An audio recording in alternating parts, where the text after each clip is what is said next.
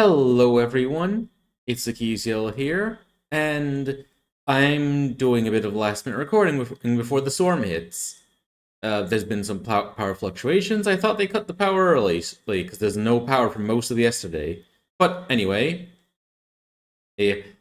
let's continue and see what Berger has to say about the legions in Wraith the Oblivion. The last episode. But he covered the Iron Legion and the Skeletal Legion. We found out that there's so much bureaucracy in the afterlife. But without further ado, let's get into it. An almost inverse approach to the Skeletal Legion's civilian branch forward structure is the Grim Legion, which is pretty much all about its military operations. They are the armed forces of the hierarchy. The Army, Navy, Air Force, Space Force, I guess. Wait a minute. Waging war to pacify... Underworld space... Wait. What would be the equivalent of space in the underworld? necropoli and fight against renegades and heretics, as well as some of the largest scale threats that the Tempest sometimes sort of drops on the Dark Kingdom of Iron. They are best suited. Actually, now I think about it, given how much people love to go into, World War II era, like aircraft and tanks and stuff, I imagine that there's probably a lot of like Tigers and T-34s and stuff like that down there, giving you the whole memory thing and how it affects the afterlife. There's probably a lot of Shermans down there too, and Zeros. I wonder if there are replicas of the Bismarck and Yamato down there too. For this, because the kind of people who join the Grim Legion are those who were killed by someone else. They are victims of violence. And the most frequent victims of violence are, and always have been, warriors. As a result, the ranks of the Grim Legion are filled to a significant extent with seasoned soldiers who have died in battle. They are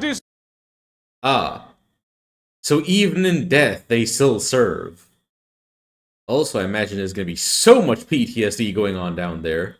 Disciplined, and they know how to fight. They're motivated by the fact that their Death Lord kind of promises each and every one of them personally that he will help them find whoever killed them and exact their revenge upon them. Which is, of course, very explicitly against the dictum mortem, because... Well, yeah, because you're not supposed to mess with the living world.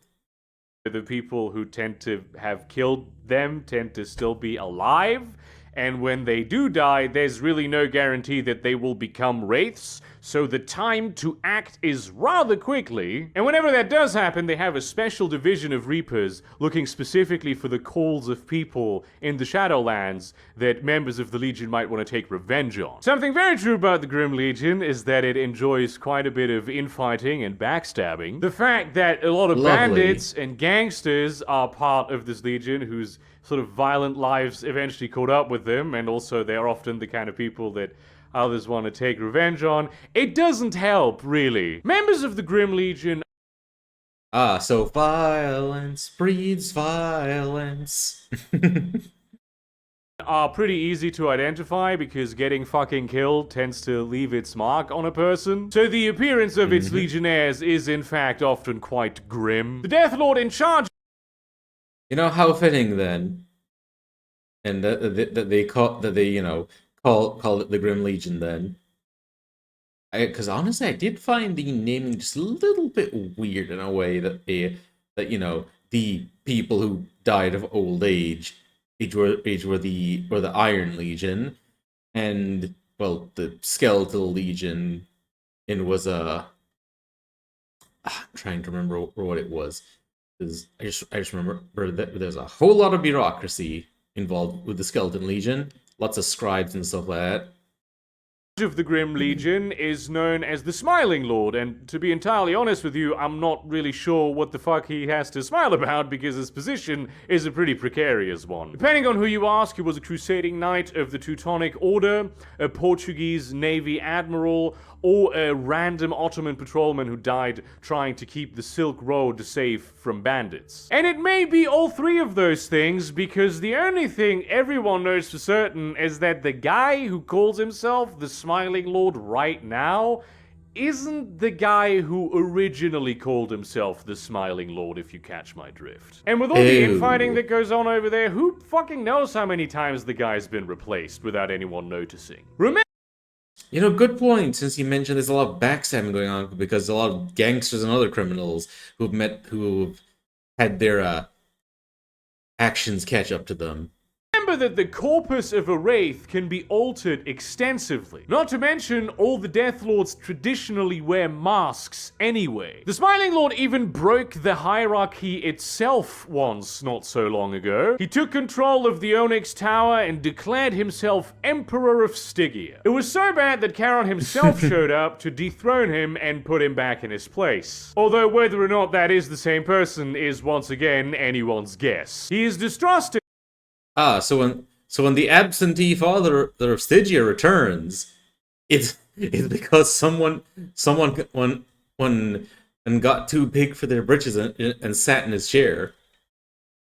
By all the other Death Lords because he has repeatedly demonstrated that he is a massive cunt. You may know that during the 20th century, there was this very bad thing that happened called the Holocaust, where 11 million people were murdered. That would have been a whole lot of Wraiths in his ranks. But yeah, all those people coming in. Also, just in addition to, the Holocaust, there's also, Stalin's purges is, going on, and the, civil wars in places like, China, the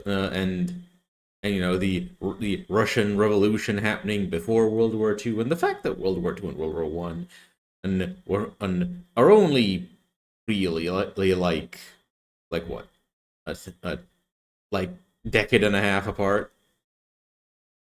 The Smiling Lord realized that not only would this overwhelm his legion's bureaucracy, it would also fill his ranks mostly with people who were like regular folks, not warriors, so they weren't really all that useful to him. What was supposed to happen, what the Death Lords kind of agreed on at first, is that they would split up the victims of the Holocaust evenly and distribute them among their legions. Still would have meant a lot of useless people to him, and he also kind of didn't want them ending up anywhere else, so he used all of his influence to make sure that people who died in the Holocaust would not be able to enter the Dark Kingdom of Ayn at all. Which is how we get the Dark Kingdom of Wire, the utterly horrid example of the cruel indifference of the Stygian bureaucracy. The Iron Legion is ruled from the Seat of Burning Water, which is primarily named after and most known for its iconic throne room, where there's the throne and there's like a moat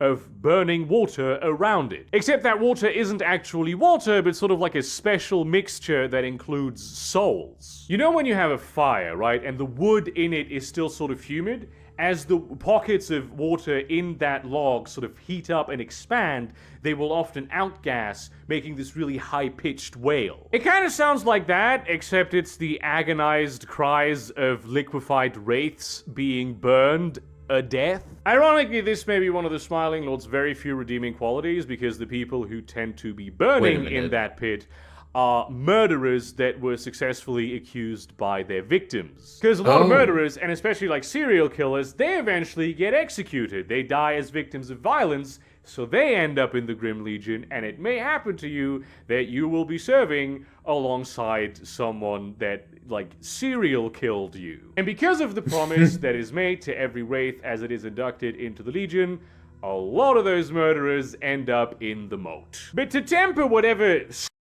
This is reminding me of just the vortex of souls from the Disney Hercules movie. Shred of sympathy you may potentially feel for this individual at this point in time. He also kind of just throws people in there he doesn't consider to be particularly useful, so, Another place where Killer and... Yeah. So, if you're not useful as a soldier, well, don't want anyone else to get you. You're going in the fire moat. Killy might find themselves awkwardly passing each other in the hallways is the Penitent Legion. I have a feeling that these people might potentially be, given the name, be people who were maybe martyred or died in prison or something along those lines. What exactly the purpose of Actually, no, not died not like died in prison as in like being executed, but died in prison as in like kind of people who kind of. Oh wait, no, that not now I remember. Where the Skeletal Legion was people that was that of disease. Okay, yeah. So for the Penitent Legion, maybe. Well, no, if they died of old age, they'd be in the Iron Legion. If they died of disease, they'd be in the Skeletal Legion. If they were executed, they'd be in the Grim Legion. this legion is, I gotta be honest with you, it's not entirely clear. They do a little bit of everything, but often in a very weird, experimental, idiosyncratic way. And also very far away from the other legions, if those other legions have any sort of say in it. Because those who enter the Penitent Legion are victims of madness. And while this does include a lot of people who were killed on purpose or by accident by the mentally ill, really the main group of people that the mentally ill are a danger to are themselves. The reason they're known as penitents is because it is a belief among Western Wraiths that Oblivion is caused by the madness of living people who were not, in the traditional sense, sane. So they're kind of doing penance for having contributed to the power of Oblivion during their lifetime. Which, you know, there's a lot of different opinions on whether or not this is true. And the Penitent Legion does in fact interact with the Labyrinth and Oblivion itself quite a lot. Of all the legions, their scouts are pretty much the best at navigating it, and some of their more formidable soldier squads are just as skilled at fighting specters as the elite troops of the Iron Legion. That being said, because of their inherent instability and their closeness to Oblivion as such in their daily operations, many penitents do end up eventually becoming specters themselves. They're marked by the fact that they display sort of bloodstains coming out of their eyes, mouth, nose, ears, just random parts of their body, blotches on their skin. And most other wraiths kind of stay away from the penitents that are, you know, obviously identifiable because they're afraid that the touch of Oblivion that they allegedly carry will rub off on them. The leader of this legion is the Laughing Lady, which is called this because her laughter / weeping, it's really not always entirely clear what it is, sort of suffuses the entirety of her palace, which she also never leaves. Very few senior members of the Legion even Reminds me of some of the stories of Malkavian vampires, to be honest. get to meet her at all, and they all have their own agendas, so a lot of different stories on what she actually looks like. The most popular of those is, by the way, that she is a child. She even sends envoys to the rare meetings of, like, the Council of Death Lords, which the other Death Lords are not particularly happy about. This made it very easy for the Smiling Lord to sort of invade her palace and by force and subterfuge install a sort of fake Laughing Lady. She herself proved impossible to find in those halls though, because she fucked off into the Labyrinth, where she came back from eventually with Charon. She was able to do this because her palace, the seat of...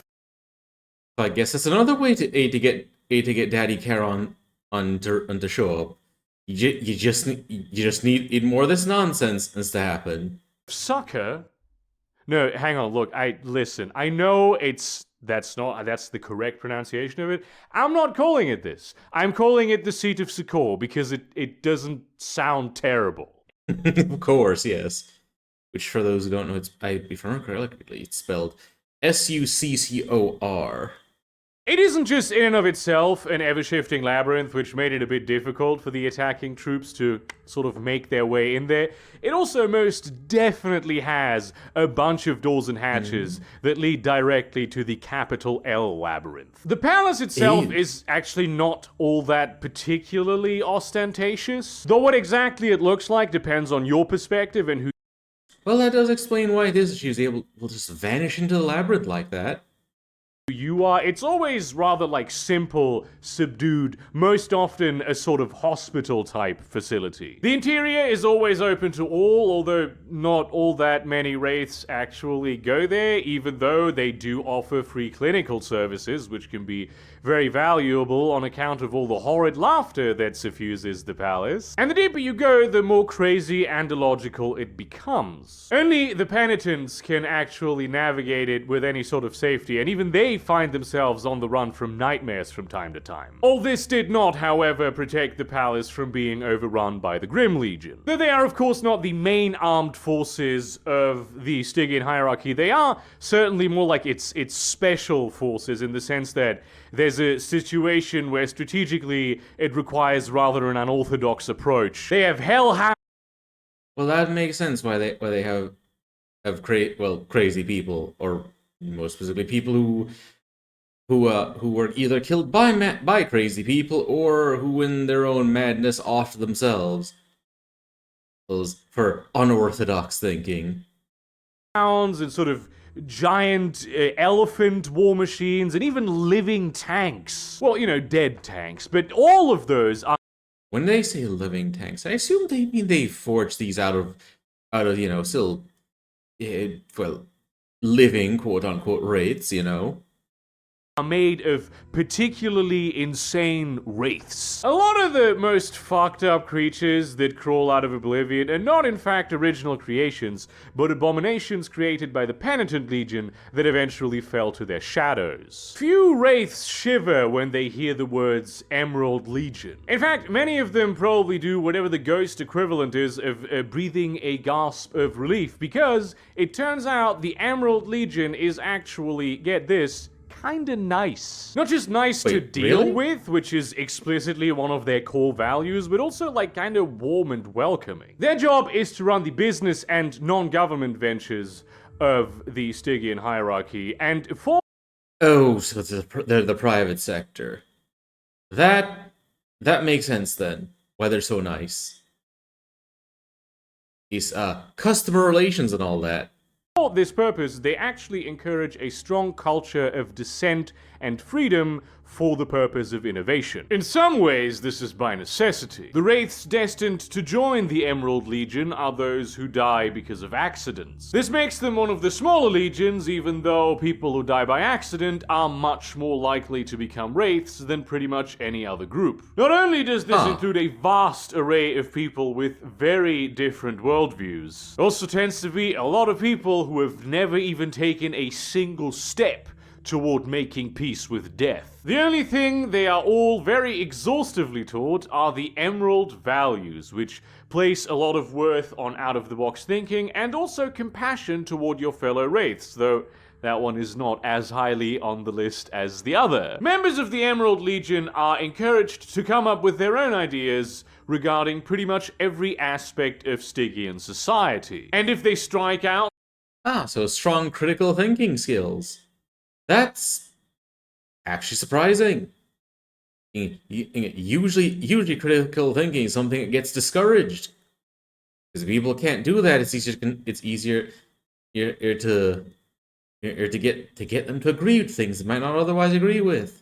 To implement those ideas, they can count on the Legion's support. They have a very strong aversion toward the practice of soul-forging wraiths into various different objects, so they try to avoid it, but they're also pragmatic enough to do it in the most extreme of cases. Even wraiths that are considered irredeemable are supposedly better off as slaves. Now you might be thinking, hang on, if these wraiths died by accident and your corpus looks like the way that it looked like in the moment of your death, a lot of these should be really fucked up, which... Yeah, like some of them looking like bug on windshield I imagine.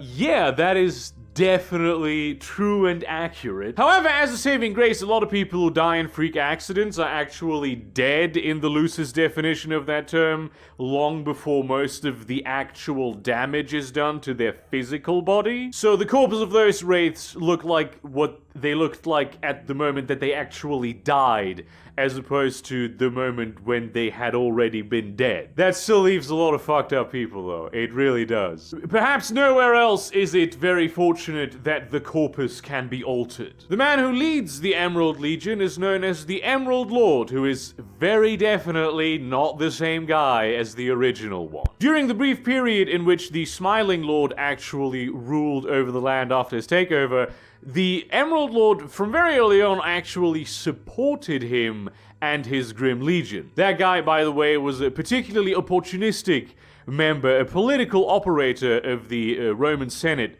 in the early days of the Republic. But the second things went poorly for the Smiling Lord and his Grim Legion, the Emerald Lord switched sides again. When Charon came back, he just pretended like he had been loyal to his emperor all along, which it didn't really take a genius to figure out that that wasn't the case. Charon didn't even need to peruse the records kept by the Skeletal Lord in order to be kept in the loop about that shit. So nobody really knows what happened to the original Emerald Lord. It's just that one day a new guy showed up with all of the right credentials, all of the right keys to the office, the mask, and everything, knew to say all the correct things. This was not a clandestine replacement. This was very clearly and obviously a different guy. They really wanted the members of the Emerald Legion to know that their boss had been got. Rumor has it the new Emerald Lord is actually a guy called Governor Morris, who actually was one of the founding fathers of the United States, and he died because he stuck a whalebone up his ass. To clear Wait. Hold up. Go back. What? his colon, okay? That's why he did it. He's actually a pretty based guy. In real life, he wrote the preamble to the Constitution and was one of the founding fathers very vehemently opposed to slavery. But really, honestly, it could be anyone. This is just the story that I personally prefer. Do not take this at, like, face value. His palace is known as the seat of... I can only imagine how many jokes would get made about him by some people. I assume, not within earshot of him or of any figures of authority, I assume, but, kind of thing people might have a chuckle at over the water cooler, so to speak.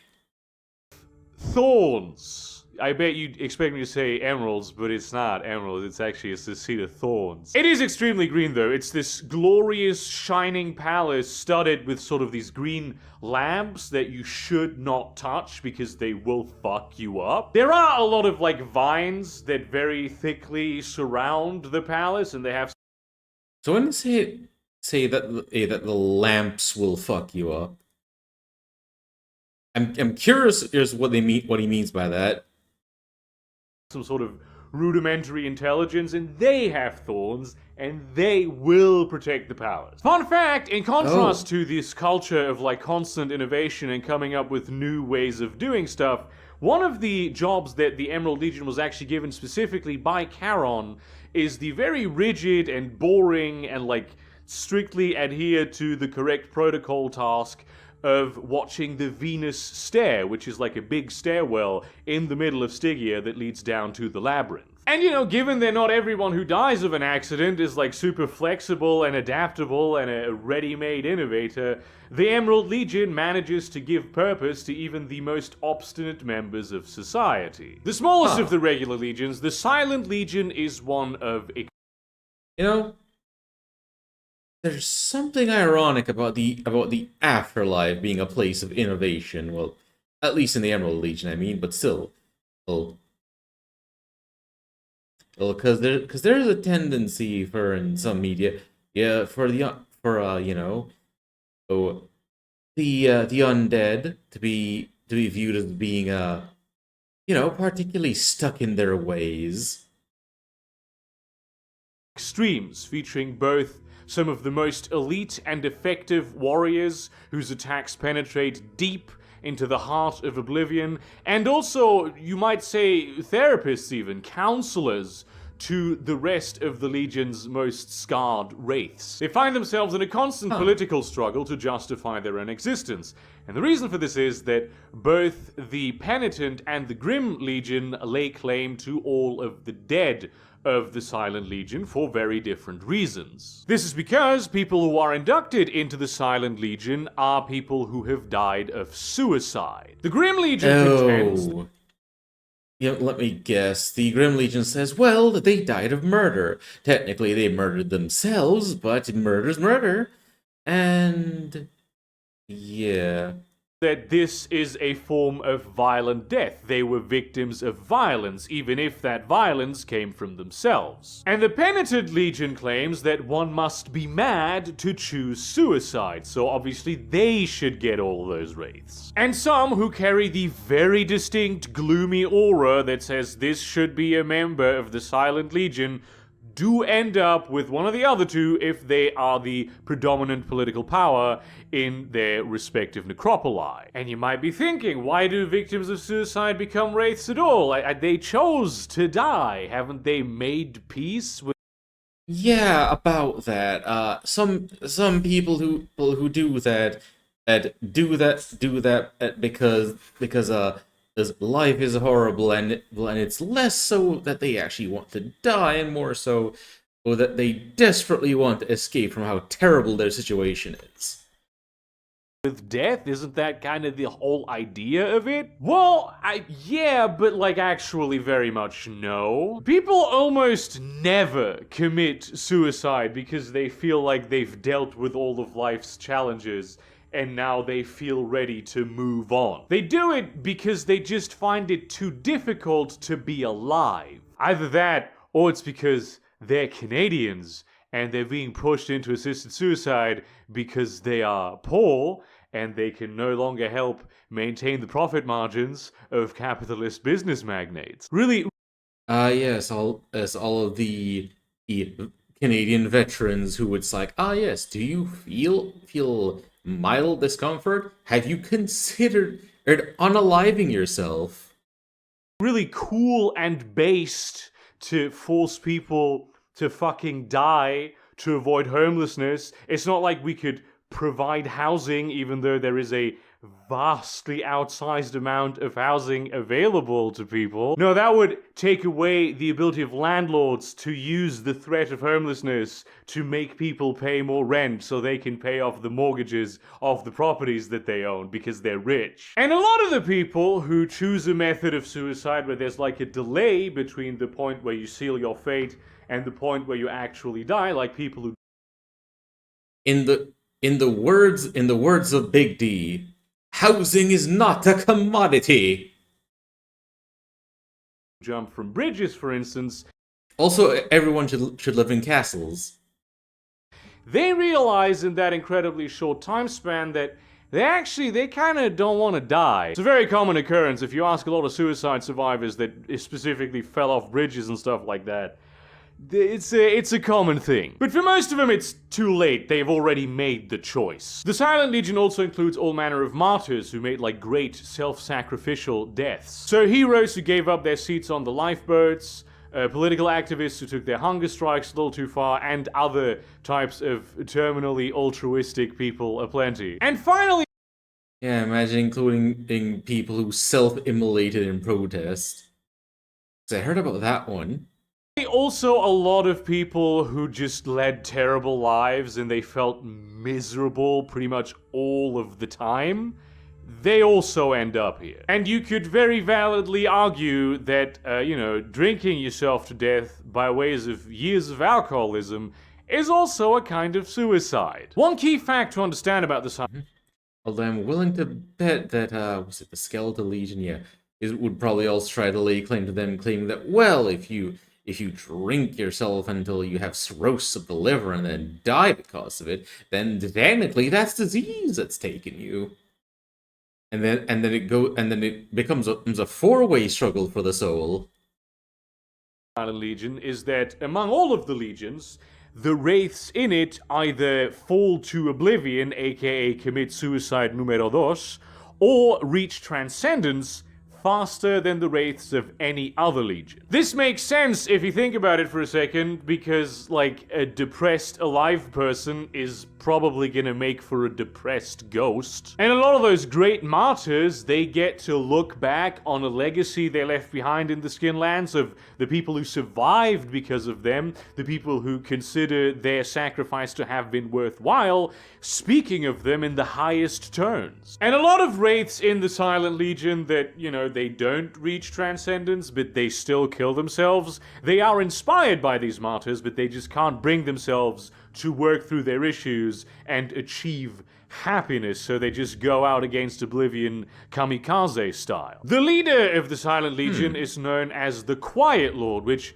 also a lot of the wraiths in the Silent Legion are known as quiets as opposed to silence, because silence sounds like a different. It's very confusing, but such is life. I mean, death. And really, pretty much nothing is known about him except that he's some guy. Many say he's a Greek philosopher, either Cleanthes of Assos or Zeno of Citium. Others say he's a Slavic shaman who offered himself up to a Germanic bandit warlord for some reason to, like, have his tribe spared. Even others say that he was an impoverished Egyptian alcoholic who followed his wife into suicide. The Quiet Lord never talks about himself. Ever. In fact, as the name would suggest, it is rather rare that the Quiet Lord speaks at all. So he keeps his cards close to the chest, as one may say. If he does, it's to a fellow Death Lord, or to give encouraging advice to members of his legion, which he seems to genuinely care for. To the extent where he basically does not really enforce the dictum mortuum all too strictly, even quietly, get it, because he's the Quiet Lord? Yes, because he's encouraging members of his legion to actually go out there and take care of their business in the Skinlands. A lot of Silent Legion wraiths actually spend a significant amount of their time preventing suicides in the Skinlands, which is not only a blatant violation of the dictum mortuum, it also directly diminishes the numbers of the Silent Legion. Quiet Lord does not care. He rules from the Seat of Silence, which is a very clean and simple complex that reminds many modern wraiths of brutalist architecture. It's extremely gloomy and just... Yeah, I can see why the existence of the Legion is a bit tough, considering that you know, they are committed to doing good by the sounds of it, and you know, giving up the opportunity to get additional recruits, just to ensure that people are able to make peace and not be stuck in Oblivion. Hella desolate, even if it's full of people. Not to mention, it's eerily quiet. Not even in its big halls where you should be able to hear echoes will you hear any sort of echo. And it's such a funny but also very morbid thing, so I need to mention this. There's a certain particular type of wraith in the Silent Legion called an Angel of Angst, and they're teenagers. They're teenagers who committed suicide. And even in the... Of course, Angels of Angst, angsty teenagers. The Suicide Legion, most other wraiths consider it to be just a phase. And that's often true. Like, a lot of the most productive and compassionate members of the Silent Legion originally started out as Angels of Angst. The Legion of Paupers is special in many ways. I think I'll stick a pin in it here. I hope you guys enjoyed watching with me. And until next time, and which I hope won't take too long, ta-ta, and have a wonderful night, everyone.